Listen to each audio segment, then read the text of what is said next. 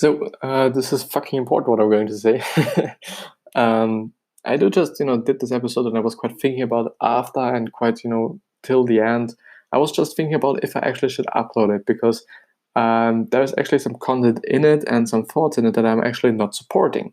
The thing is, I've pointed them out just 100 fucking times, and I'm also actually taking my time to do this kind of forward to just tell you, okay, this is a negative example. I think negative examples are also great because you can definitely see, okay, this is how you shouldn't do it, and this is how, at least at my point of view, you shouldn't do it.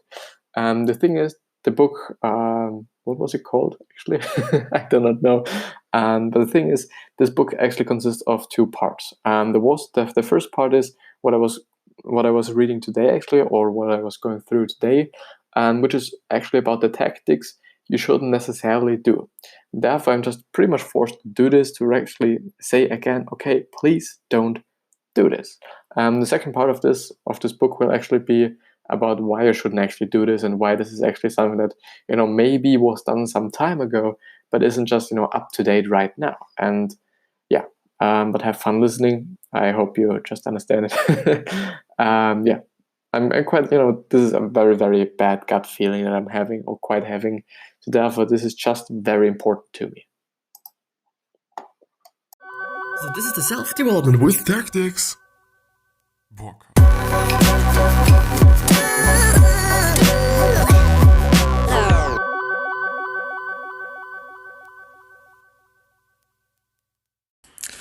So, and hello and welcome back to the next episode of the Self-Development with Tactics fucking podcast.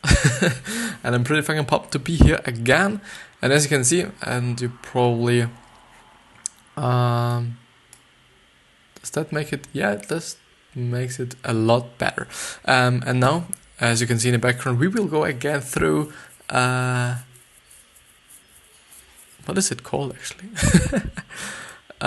We are going through Trust Me, I'm Lying by Ryan Holiday, which is actually the author of The Obstacle is the Way and Growth Hacking, Marketing, and a lot of other books. I think he actually pretty much his career is more about pretty much being an author than just being an entrepreneur, at my point of view. So I don't know, I'm just assuming, but it kind of feels like this, and so therefore I just said it.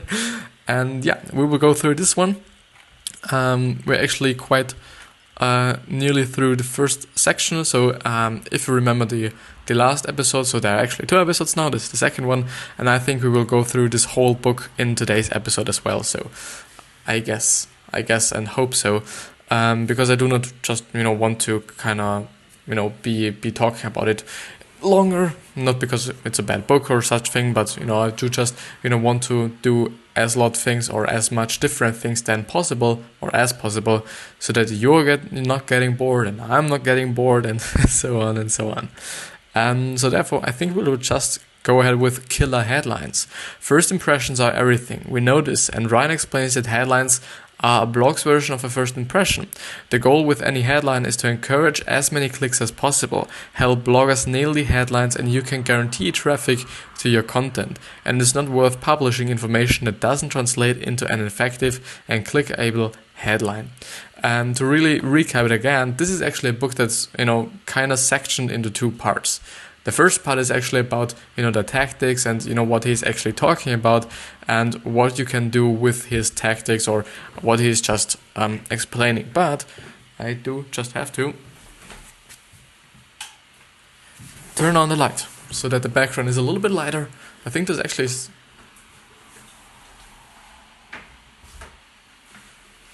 Now it's good. So that actually the background is fucking neutral today. Wow, I didn't know that it was like this. Even though I'm sitting here just all the fucking time. Never mind. But so actually this book is sectioned into 2 parts. The first part is about all the tactics he uses or used, hopefully.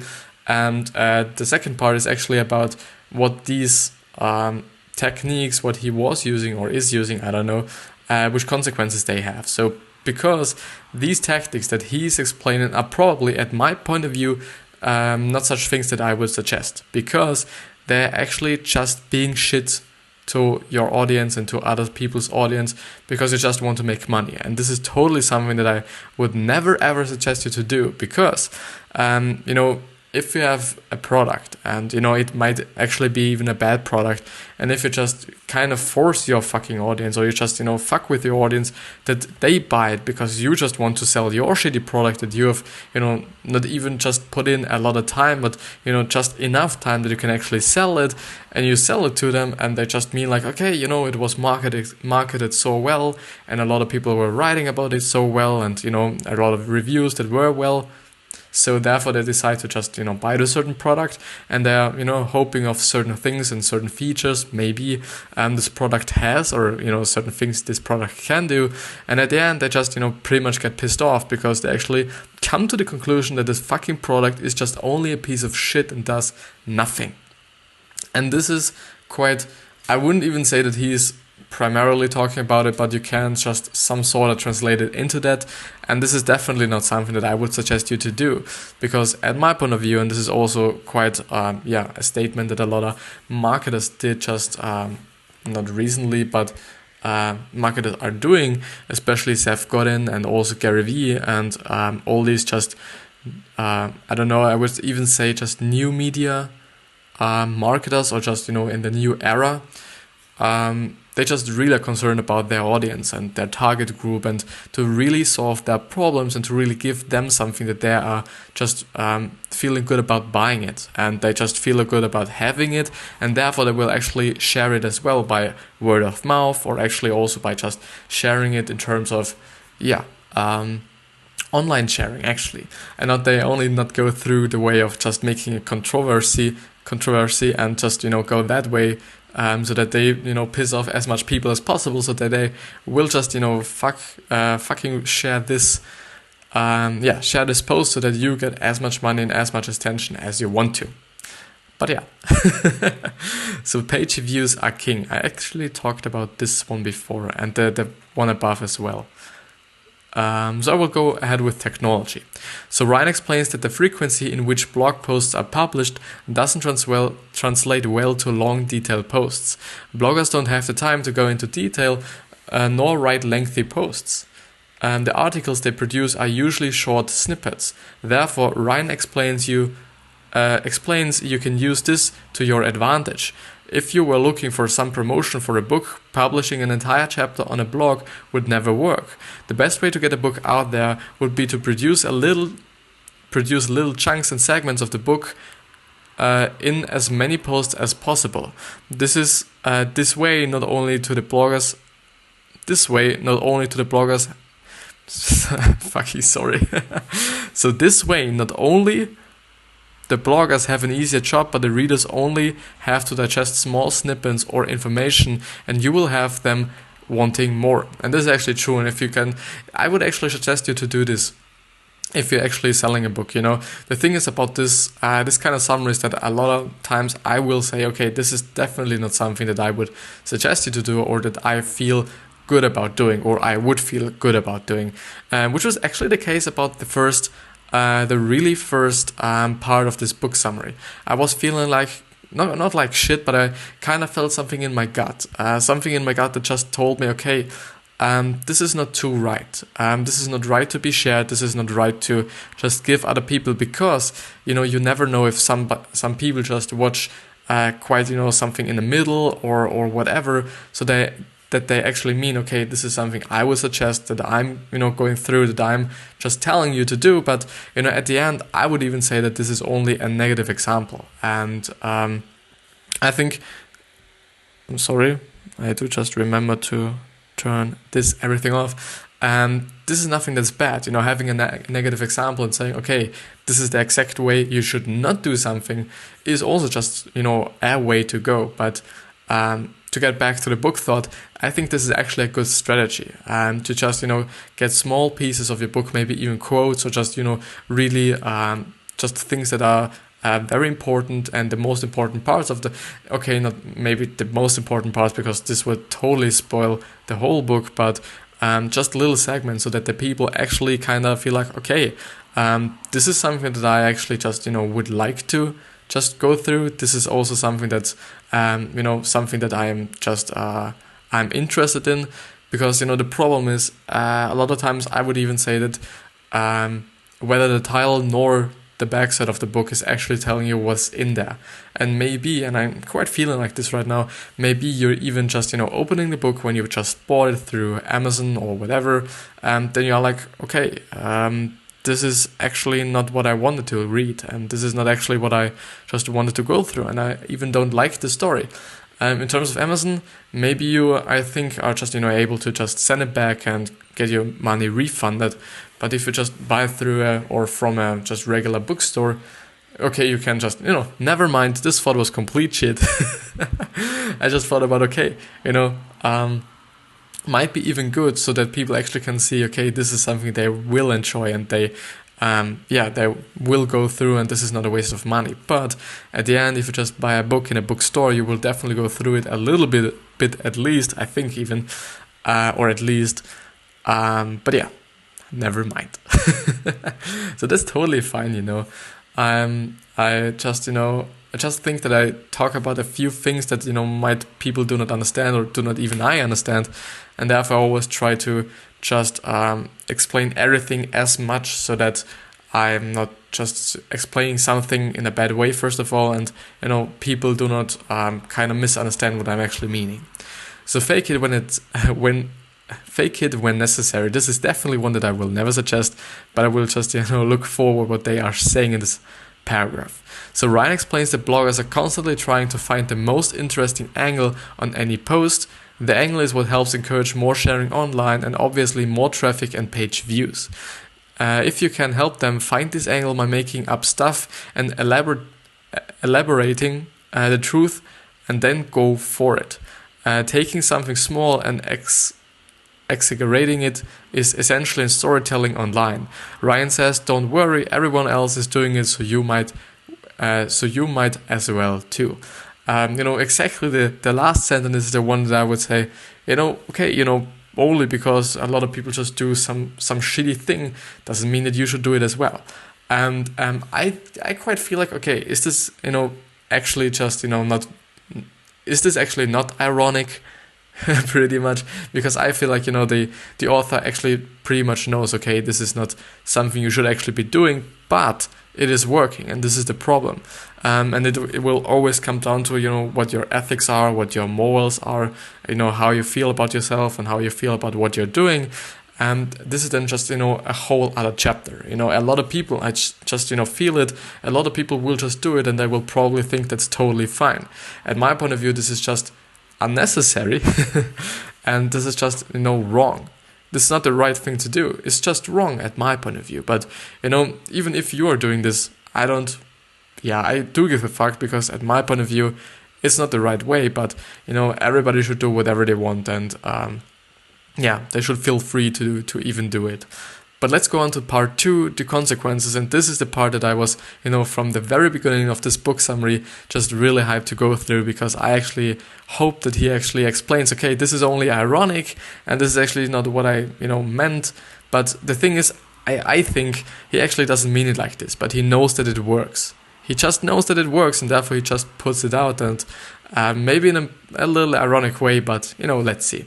So part 2, the consequences. In the second half of the book, Ryan outlines the consequences of the actions described above, and why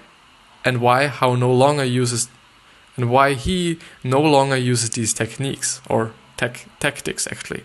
And the objective of his book is to expose the truth about how modern media works and the consequences of the system. So you are not the only manipulator out there. Ryan realized that he was manipulating the media with the actions discussed in the first part of the summary, but he was slightly shocked to realize he wasn't alone, and there were loads of others doing the exact same thing. He explains that when looking at the manipulation from the perspective of someone not involved in a deal, he uncovered the truth effects on people's lives. It was a sobering realization that people's lives were being trashed, their words twisted, companies' secrets revealed, and there were real-life unfortunate circumstances. And all of this was done in vain, so the bloggers could get more views and one company comes out looking better off. And this is actually the thing. Always when you're just manipulating something, you're doing it on the cost of something else. In some kind of this way, it is just on cost of other people. And this is something I think, and if you know people are doing that, or if you're doing it themselves, I don't know. This is something you should be conscious about. You might hurt, or you just fuck the life of, or the entire life of one people or one person, or even a few people, or if it's a company, you definitely fuck a lot of people, because, if this company, for example, this is just, some kind of theoretical stuff now. If this company just gets bankrupt because it just really destroyed the image, and everybody's thinking like, this is not a company I want to work with, this is not a company I want to buy my stuff from, and so on, you could definitely fuck the whole employees, and this is something that shouldn't be done. Because first of all, even though maybe the company wasn't, doing that great all the time, let's actually see if everything is okay. Yeah. But yeah, the employees, they just are working there. So therefore, I think they are not just, kind of should be blamed for what they're doing. But, this is just, some other thoughts that I'm just having right now. But in general, why would you do just something that's on the cost of other people? I understand that you may be doing some things that are a cost of time, or of energy, or of your health maybe. And, this is something I do as well. So I just work on this right now on the cost of time, obviously. And maybe even on the cost of health, if you just kind of put my not sleeping into the equation, which is definitely something you should never do. Please sleep. And the problem is, I do just suggest you something right now that I'm personally not doing myself. And this also some kind of feels not right, but it feels like a little bit, a little bit disturbing kind of, because I just tell you, okay, just sleep, please, and I'm not doing it myself.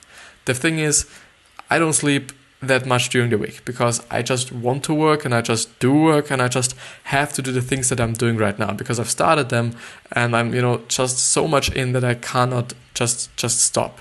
And I think this is also a problem of mine, to be honest. I don't know when I should stop, actually. And I think I will just ever go on and go on and go on, whether I'm just actually achieving something or not achieving something. And this is something that I would definitely suggest you to go through The Dip by Seth Godin, which I've actually been making a video about, or it was actually one video about, I think, max 50 minutes, I would say, no, 45 minutes, some kind of, and you will go through the book summary, or you can just listen to it as an audio version, which is, at my point of view, always a great thing, because you can actually just, download these episodes, and the episodes are actually pretty compact. So in terms of, they are not that large, so they actually only have 20 MB, or maybe even less, a little bit more, something in that area. So a long time ago, I was just actually uploading the unconverted files, which actually were kind of about 100, 200 MB big. And the problem was that, first of all, the audio quality wasn't that much better. So I actually can't hear any kind of difference between the not compromised one and the not. Is it actually? Let's see. So the compressed one, actually, there was no difference in terms of the sound. But actually, it is also good for you, because you do not have to just download such a lot of data, which is really good for your device and for your internet as well. So therefore, you can just listen to it. It's not that long. If you're just doing something else besides that, would also work as well. But yeah, bloggers have tactics too. And once he became more involved in the blogging world, Ryan started to pick up on bloggers' tactics. Their aim is obviously to keep people on their websites and pages as long as possible, and they have a few sneaky tricks. For example, they will insert images of attractive women on the YouTube thumbnails just to get the clicks. And this is definitely something you can just see a lot of times, which maybe even fucking inappropriate if you're just having a kids channel or something, and even it wouldn't work. So besides the whole thought, but also if you do just have a very young audience, you might just think about if you actually should do this, or this is just also theoretically, because you should obviously not do this, even okay, but if there is a woman in the video, okay, you can do this, instead, but instead it would just be some kind of clickbaity thing, which is to some degree actually, at my point of view, totally okay, if you just use questions in your title, or use specific words or specific phrases that actually are pretty catchy but are actually kind of either answered in the video itself, or actually are as a question in the video itself, so it is somehow related to the video, not totally something else from a different universe or something. So Ryan tells the story of being at a large conference and witnessing a famous blogger ignoring the speaker and all other attendees. They were simply glued to their phone on Facebook, Twitter, and replying to blog comments. Ryan realized just what an impact this life can have and vowed to not end up like this. This is actually something you should just be conscious about. There is a life online and there is a life in the real physical world. I always just kind of think about the internet and social media and so on as a different world. So it is definitely a world, and it has its own rules, and so it's it's working on a different level than the physical world. Even though they are just some kind of wired, because we are living in a physical world and we actually made the virtual world in the physical world. So and this is also some kind of an answer to why online advertising is just working, because there is attention. There is maybe more attention than in the physical world, but there is just attention. This is just facts. And where attention is, there are also brands and companies and whatever, because they just see it. They would be dumb to just not use this attention they get through this certain channel or this certain kind of medium. And so therefore there will also be advertising. The thing is, online advertising is way cheaper and way better also in terms of targeting and being more precise with your audience or target audience than in the real world or the physical world, whatever you're gonna call it. So therefore, these people who say Facebook and Instagram and all these social media platforms, or maybe even the internet in general, I don't know what these people are thinking. I'm always just kind of listening to what people are thinking or saying actually. So they say, the advertising here is not working and you should rather do print and whatever. So print is totally fine. If you have a target audience that only just has print, but just use print, because it wouldn't make any sense if you do just, make some social media advertising only because you can. So this is always in terms of your target audience, and this is always in terms of whom you're serving, and this is always in terms of where the attention is. So the thing is, if your attention is just in the internet, just do it in the internet. If your attention is in the real world more than in the virtual world, then do it in the real world. I don't know, the whole debate about whether just the internet is something good or something bad, and whether advertising on the internet is something good or bad, or even if it's work for companies to participate in the virtual world, is something that I quite don't understand, because it's some kind of clear to me that there is attention, and therefore this is just something, and this is just some kind of a world itself, and therefore it would be good for companies to be just in another world and do not miss out on these opportunities, especially because nowadays, which is totally something that I've been talking about quite just before, just so often, but there is just the attention. The end. I will never talk about it, or I will not talk about it in this episode anymore, hopefully. So the links. As mentioned previously, in the early days, blogs pay little attention to checking and linking to sources. They rely heavily on taking small snippets of information or stories and escalating it into a big deal. Ryan explains that when this approach reaches large media and news sites, you will find that news is reported before the facts are checked. The assumption is always that the news is real. He explains that this is why things can blow up online quickly and become further and further from the truth. Nowadays, we don't need PR worker to create the news. They are to mitigate it and stop the spread of bad press. So they are there to mitigate it and stop the spread of bad press.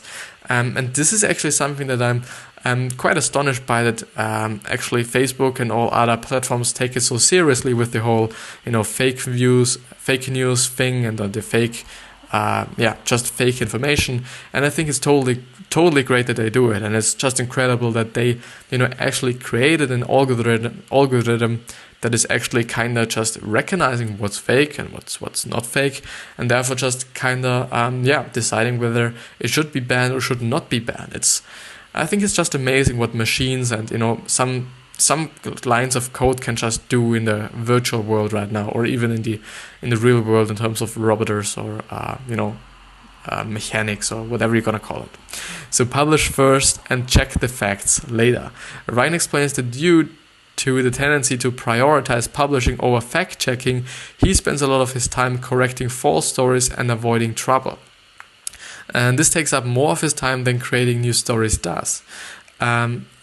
Literative journalism relies on rumors, buzz, and questions. Bloggers publish now and wait to be corrected later. Iterations, I think it's iterative journalism, or journalism. Sites will publish rumors straight away while they see if there's any more to the story. Ryan explains that in some instances bloggers get lucky. The story they initially published is correct and there are no issues. But even if the news they reported wasn't accurate, they will extort that fact and go on to publish more stories about the way people reacted to the incorrect news. It's an ongoing cycle. Yeah, definitely. It makes sense. If you have one wrong story or one fake news, at first, and you just think, this is the right story, and you're not checking your sources, they're good, and you just believe in whatever is just the most controversial one. This might really backfire a lot if you just spread such a lot of fake news and everything's built up on this, and you will just talk about it a week later, even though you maybe haven't just seen the real facts that this whole story isn't just actually the right one. And the thing is, and the problem that I'm having with my thinking quite is that why are people even doing this? Because if you just put out fake news, then what? It is shit, totally shit, and so therefore it just doesn't get in my mind. I don't know. Corrections. Yes, a blog can be edited after it's been published and amendments can be made. However, bloggers refuse to accept that they were wrong. They are unlikely to admit to errors in their articles and are not likely to make corrections just because you ask. Ryan explains the frustration he faces when trying to correct false information, and he's often met with dismissal and avoidance. Something that I wouldn't say so, because it's definitely generalizing the whole blogger community and all the bloggers, and I definitely think that some bloggers or a lot of bloggers actually are like, okay, I've seen that there's something wrong, or someone just made me realize, and therefore will just change it up and do it whatever it takes to make this story correct, and whatever it is in terms of spelling or grammar, or there are a lot of factors. So mocking is dangerous. A tactic a lot of bloggers use to get page views is humor. More specifically, humor in the context of mocking or making fun of people and businesses. Their aim is to entertain the readers and drive the traffic to their page. But bloggers often don't realize the negative effect this can have on people and businesses. Even, I think you can get sued for that, or actually get sued for that if you just, really are so talking, about a business, especially a business, I think, in such a bad way that they actually kind of feel like, okay, this is kind of insulting their image, or kind of breaking down their image. So therefore, I think, so even, it's in Austria like this, they can, if, as I know, they can't just sue you, which is definitely not the thing you want to have, or the way you want to go. Because why? You just get sued and you have to pay a lot of money in the really, really, bad case.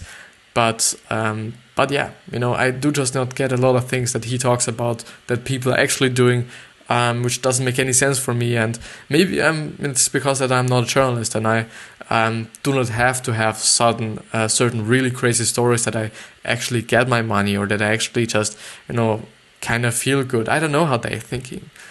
So this is definitely not a job for me, I think.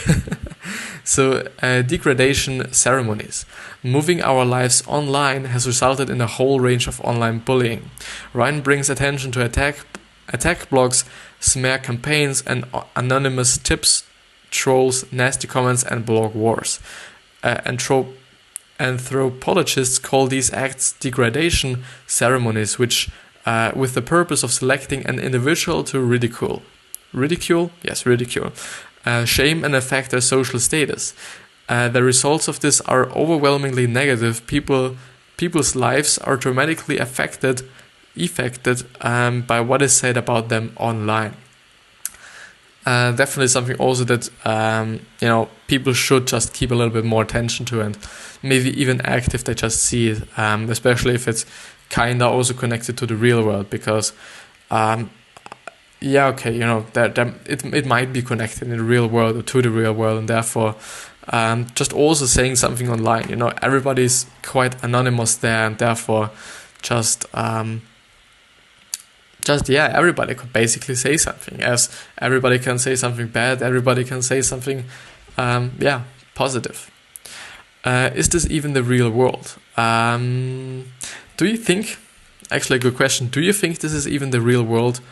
I think they talk about, so Ryan questions the reality of what we see online. So do you think that online is actually the real world? At my point of view, it's some kind of dangerous to compare them, some sort of, because these are two different worlds, even though they are connected through wires and, whatever and however you want to call it or just want to explain it.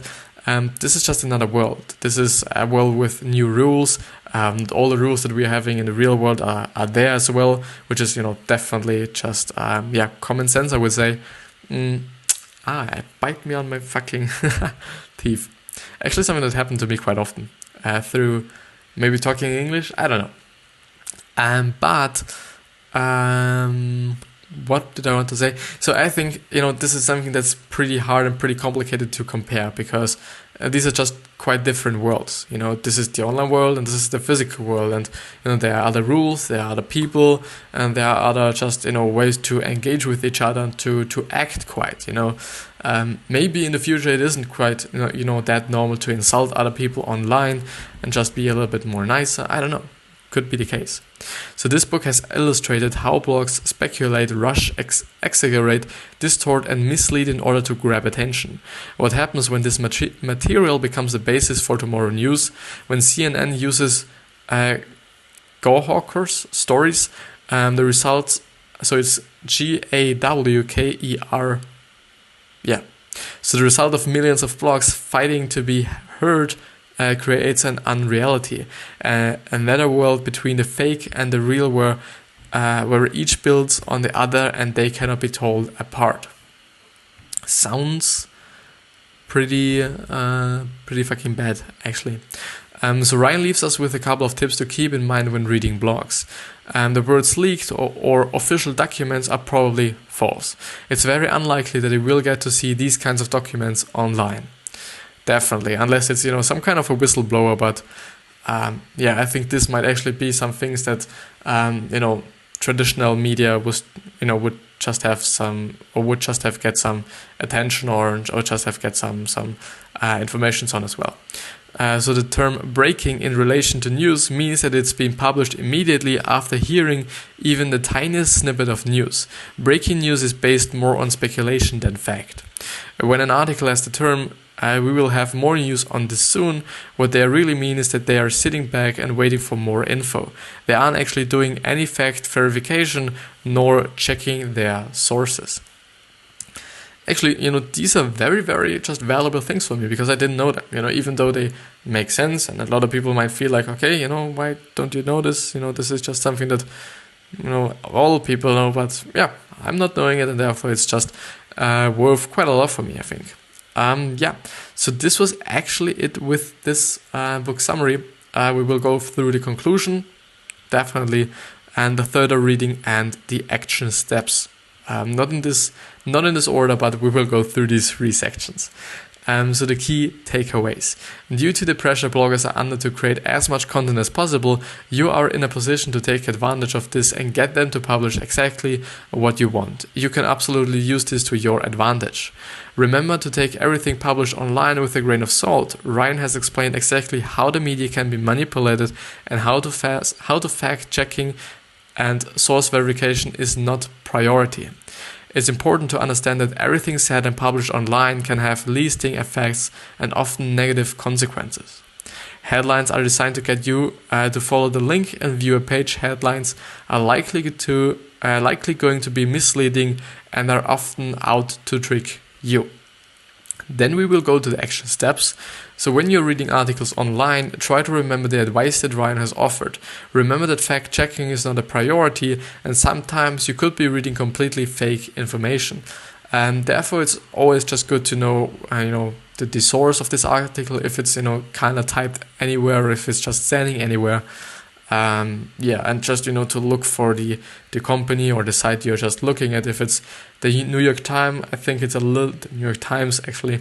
I think it's a little bit more just trustworthy than I don't know. I don't want to say any names. I think. You can definitely know that there are certain also newspapers that are actually most of the time oversaturating everything, and they're talking or just they're telling the story but not in a really exact way. And this is also what's happening in my country. So there are also just newspapers that are actually oversaturating everything, and they also always tell this was so bad, even though it wasn't that bad at all, in terms of situations. So also try to take notice of tactics used online to keep you on a page or get you to click through to other pages. This is a money-making tactic and designed to trick you. Remember that page views is income for bloggers, and check out Ryan's comprehensive reading list for ideas of new books to read. Actually, pretty nice one that he actually has it. And I actually knew this before, but I didn't really realize. I thought that this was actually only the books that he not read, but he had written, or he is the author from. And definitely just go and I wouldn't even say that you should download the book, because I think it's not that good. And this is, I think, actually one of the only books that I will totally say, okay, I would not suggest you to download it, because I think this is just enough what I got through the summary there. So it's, not something new all the time. It's, was good at talking about, and but I'm pretty happy that I just finished it, and there is not another episode that I have to go through this one. So even though in the real book there might be better information and a lot more information, I think more insights and some other things you could get even a lot more from. Definitely something that I do not want to exclude, but for me, I think this is not a book that I'm going to buy myself. But it's totally up to you. I don't want to kind of influence your choice there.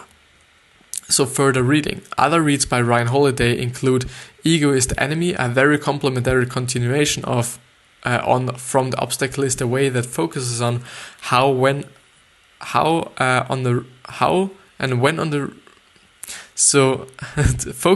how to succeed, because the sentence doesn't make any sense. Why we mustn't let our egos become a controlling factor in the way we act and make decisions. Also by Ryan, Growth Hacker Marketing is a great explanation about how exponential growth has seen from the likes of Dropbox, Instagram, and Facebook is now down to luck, and it hasn't come from traditional forms of marketing. Their rapid growth has been engineered from the beginning, and despite being late entrants into their markets, these companies have succeeded using new age marketing techniques. Totally have they succeeded. These are very fucking big companies. Then Robert Greene, which is actually the mentor of Ryan Holiday. So Robert Greene was one of the most influential people in Ryan Holiday's life, and his book, The 48 Laws of Power, outlines key steps to understanding how to use and enforce your power. And last but not least, Other great reads are The Thank You Economy, which is actually a book that I've been going through on this podcast or YouTube video as well, or YouTube channel as well, which is actually from Gary Vaynerchuk. An insight into the changing platform of marketing, where Vaynerchuk emphasizes the importance of social media in any business venture. And Inspired by Marty Kagan, which details the process of creating a product, whether that be internet-based or physical. Actually, the last one is definitely something that I'm quite interested in. And in terms of Inspired, Hooked, I think, it's called Hooked, if I remember correctly, is also just, a complete book, and seems to be a very good book about, product making. But I think it's more about, the virtual or digital products than the physical ones. But I'm not sure. So go check it out. It's, Hooked. It's some kind of yellow cover with some kind of brain illustration with, a man, I think, and, whatever. And, as always, the guidelines book by the author of this summary. So I'm actually on the paulminers.com website. It's a pretty great website. There are a lot of book summaries, and they're also quite detailed, and you can get a lot out of it. So they're definitely just really way worse websites than this one. And yeah, he actually has a podcast I can see now. But yeah, so Guidelines is a book by him where he just pretty much summarized and put 33 best-selling self-help books into 31 rules. The whole thing is 81 pages long and actually 150 minutes long as an audiobook, and it costs around 15. Actually, I will just look it up now because I'm actually telling you how much it is, but I'm actually never ever just knowing, and I'm not getting even paid from this. So I'm just saying it because I'm actually using his website all the time. I think it's a great website, so I kind of feel like, okay, here, So it's actually from 43 best-selling books, so it's quite outdated, I think, the fucking text he always puts in the end of the summary.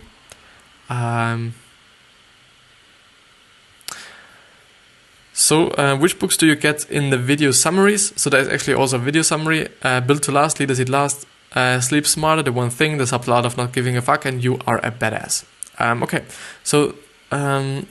I will just show you very quickly because I want to not give too many attention to it. The ebook, only the book is $13, which is actually 43 books in one book for $13. And the ebook plus audiobook is $17, plus the video summary, so quite everything. So the video summaries, the audiobook, and the ebook are $27, which is, at my point of view, if it's a good book, totally fine to pay it. Even though I actually have to admit that I paid quite even less. Even less for Seth Godin and This Is Marketing, which is, the book that I bought myself recently. So just it arrived yesterday, and I'm pretty fucking pumped to go through it a little bit at least. I will totally force myself to go through it a little today. But with that being said, I hope you have a wonderful, wonderful, wonderful day and or night. I hope you're doing pretty well. I hope, you do get the success, the wealth, the health, the happiness, especially happiness.